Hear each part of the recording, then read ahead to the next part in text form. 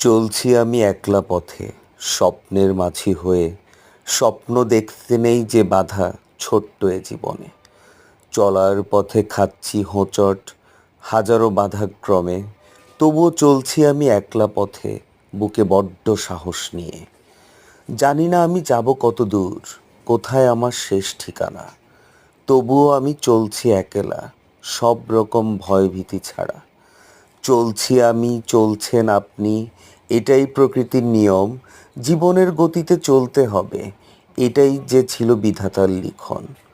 চলার পথে স্বপ্নগুলো সত্যি অনেক সুন্দর হয়।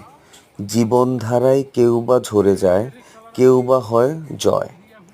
চলার পথের হোঁচট খেয়ে পড়ে যায় কেউ, আবার সেই হোঁচটে চলতে শিখে উড়ে বেড়ায় কেউ কেউ।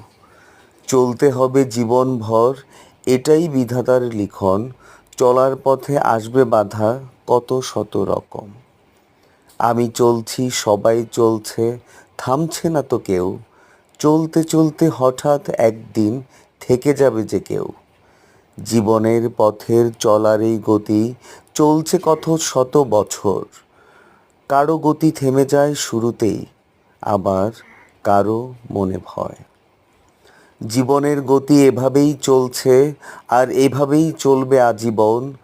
কেউ পারবে না ঠেকাতে, এটাই যে বিধাতার লিখন।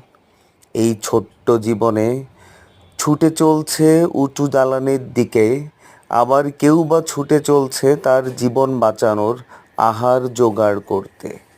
উড়ছে পাখি, বইছে বাতাস, চলছে সমুদ্রের ঢেউ। জমছে মেঘ, পড়ছে বৃষ্টি, এটাই যে বিধাতার লিখন।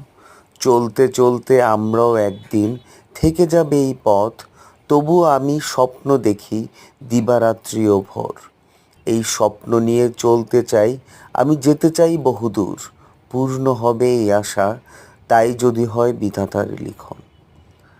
সুধীমণ্ডলী, মানুষের এই জীবন চলার পথে অনেকেই অনেক রকম পরিস্থিতির মধ্য দিয়ে যায়। কেউ বা সুখী, কেউ বা আবার দুঃখী। কেউ আছে অনেক বিপদের সম্মুখীন, আবার কেউ বা আছে মহা আনন্দে। আর এটাই জীবনের গতিপথ। এভাবেই চলছে মানুষের জীবন চলা, আর এভাবেই চলবে জীবনের যাত্রা থেকে শেষ। আর এই জীবনের গতি